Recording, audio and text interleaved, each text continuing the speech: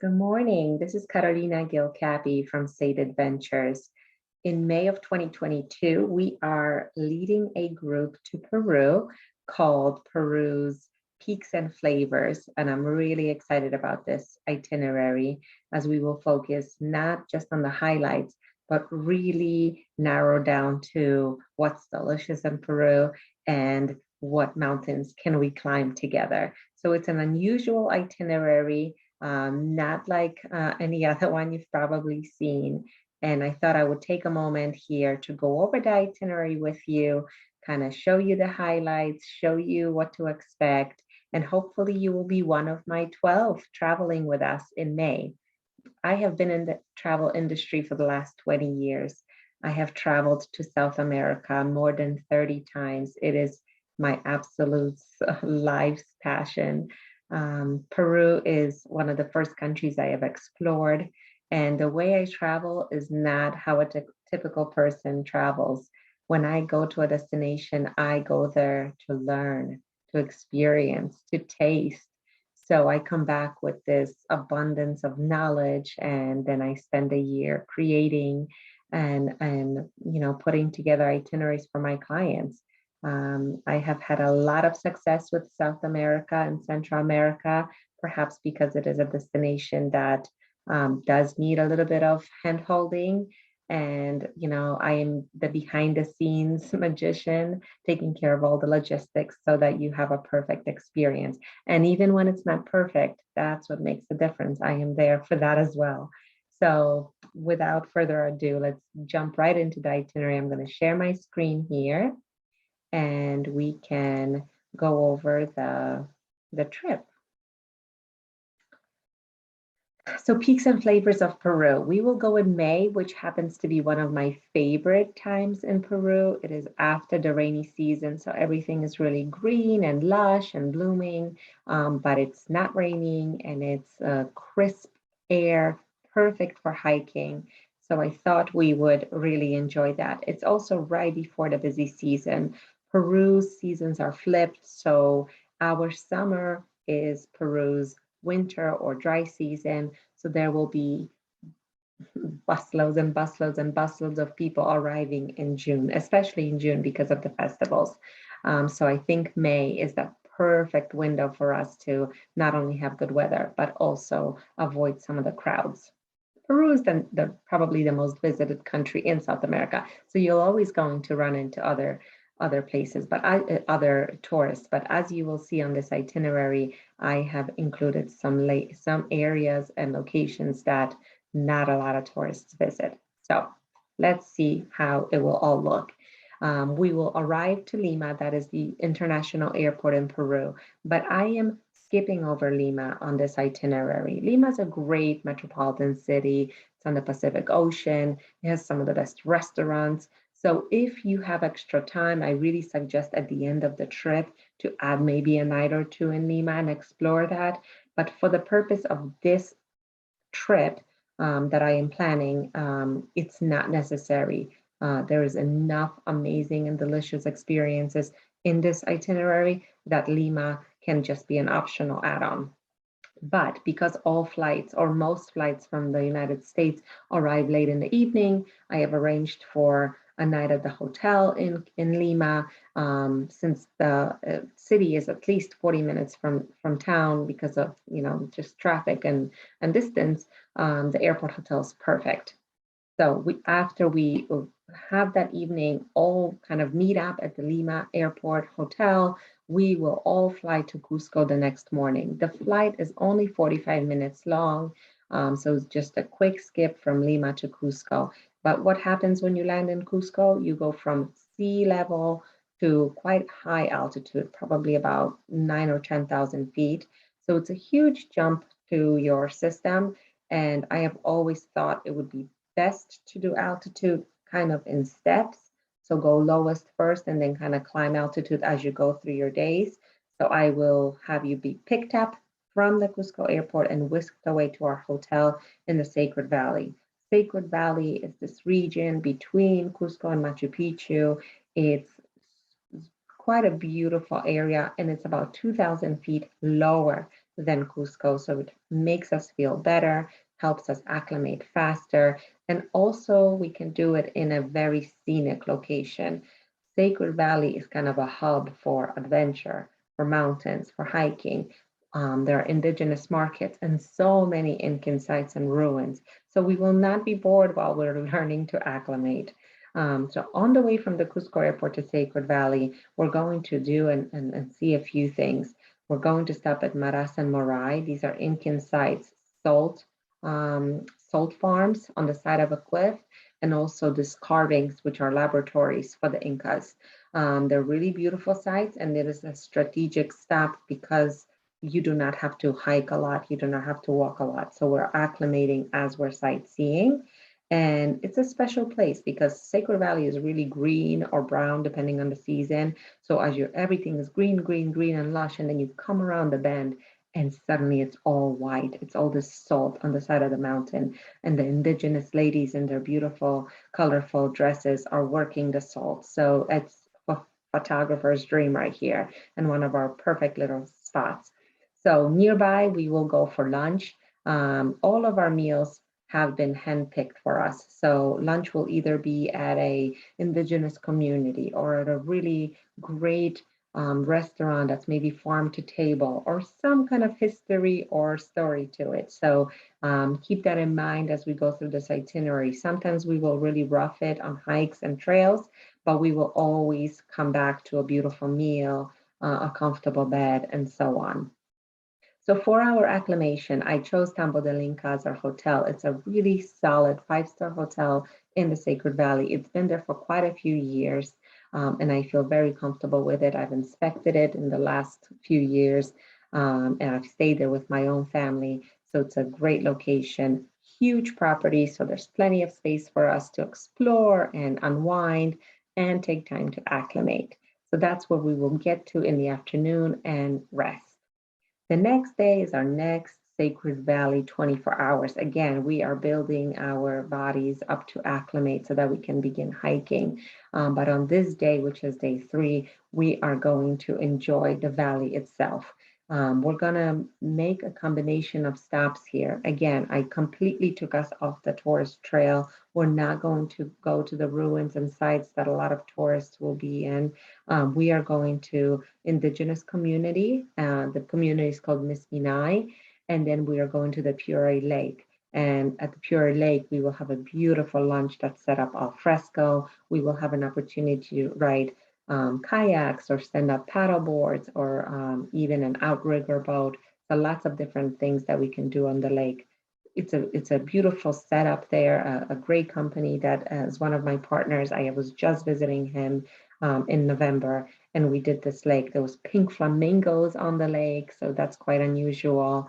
And then we had this beautiful lunch right next to the water. So it's a great location. I want you to be outdoors. I want you to eat very healthy food. We're going to stay away from alcohol on this day. It really helps to acclimate if you don't consume alcohol or really heavy meals. So you will be impressed with everything that Peru has to offer. It will be a great day. We will end with the Misminai community. And this is a remote community up in the mountains. You will see how remote it is. Such a great adventure to even get to their community. They have been very remote and they live exactly how they used to live, for hundreds of years. So you will kind of get a glimpse of what is life like in the Andes. They do not speak Spanish. Our guide will be our translator from Quechua to Spanish or English for us. And we will, have a ceremony there. We will get to see what they eat, how they farm, how the ladies do their weavings. It's a great place, and the children are so sweet, and I just love this experience. Everybody comes back with a really great review of this experience because it's not a tour and it's not a tourist trap. We're not going there to buy stuff. They're not there to sell us stuff. We're just there to get a glimpse of what it is like to be a remote indigenous community in the Andes.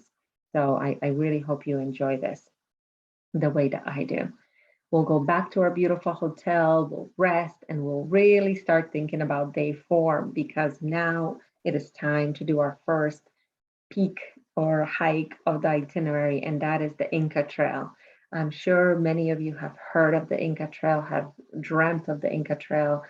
It is the classic Inca Trail is a 4-day hike. You would camp for 3 nights. And what we will do is we will do the 1-day Inca Trail, which is the last of the 4 days of the classic Inca Trail. So you are still going to see some amazing sights. You are still going to hike for probably 7 or 8 hours. It's about 7 miles altogether.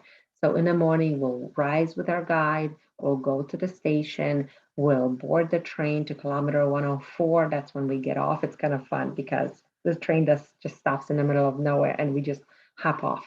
And then we will hike and we will be able to walk into the Machu Picchu ruins the way the Incas have on foot instead of the train and the bus that all the tourists do.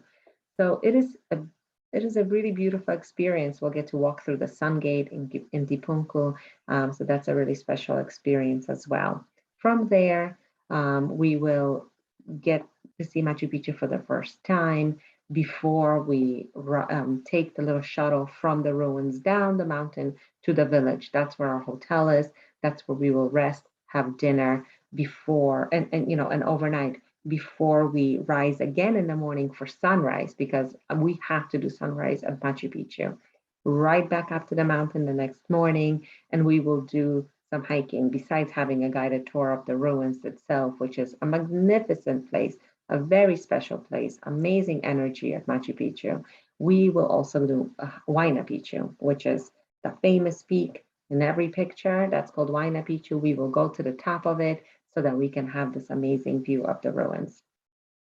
Everything is all arranged for you, all the logistics, all the permits, our local guides, transportation. All you have to do is be prepared for an adventure, for hiking. And of course, everything that you will need for this trip, I will prepare you ahead of time so that you can pack accordingly and so on.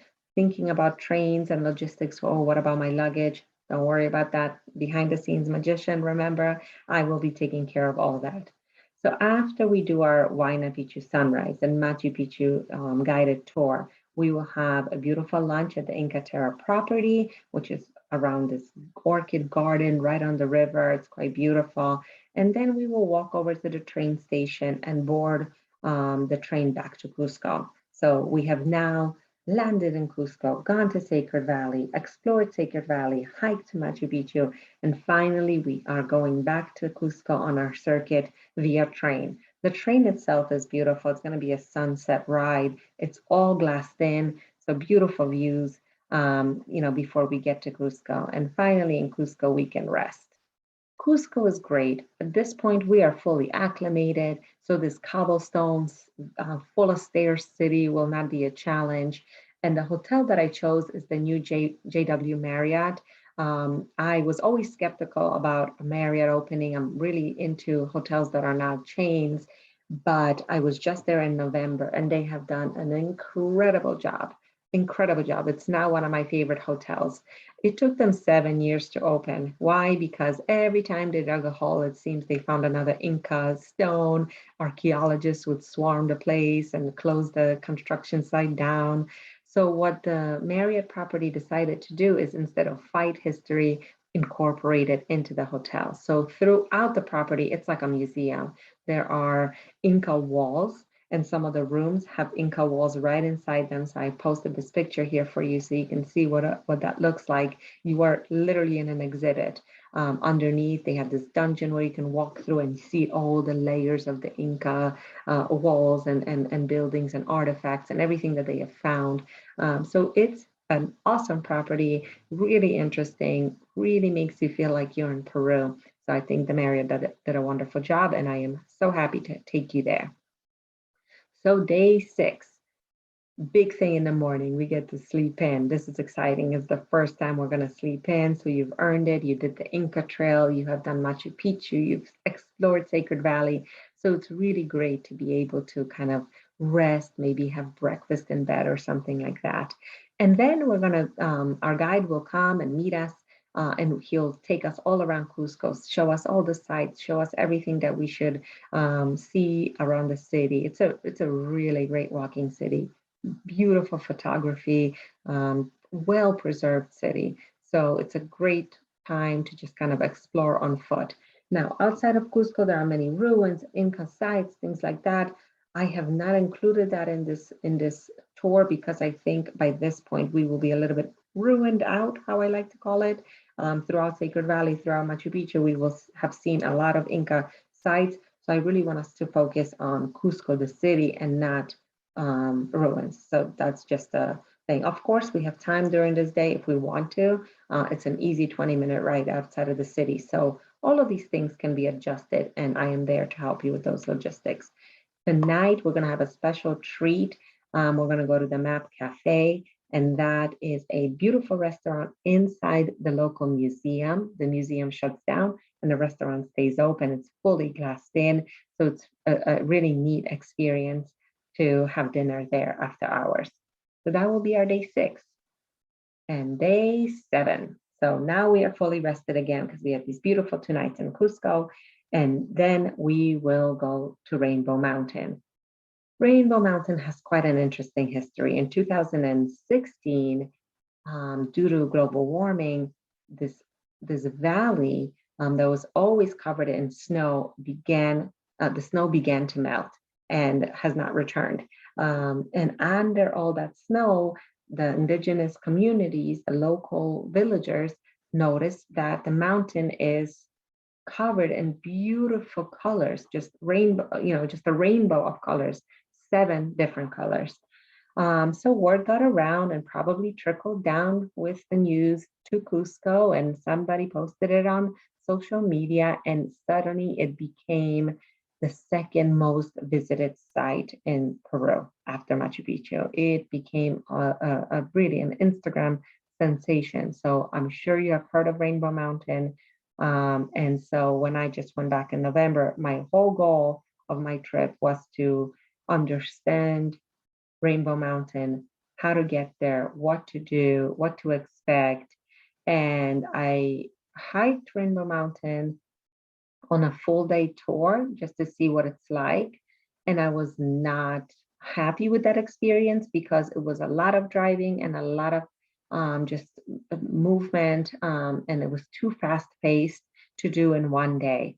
So I have partnered up with the local community that has a beautiful lodge in the area. And what we are doing is we're doing a 2-day hike to Rainbow Mountain. That way, instead of following the buses, and when I tell you bus loads of people, we will completely skip that route and we will go through the mountains on foot instead. It is an overnight llama trek. What does that mean? It means that we will hike along with a llama community. They will be our pack animals. They will carry our luggage or, hiking packs.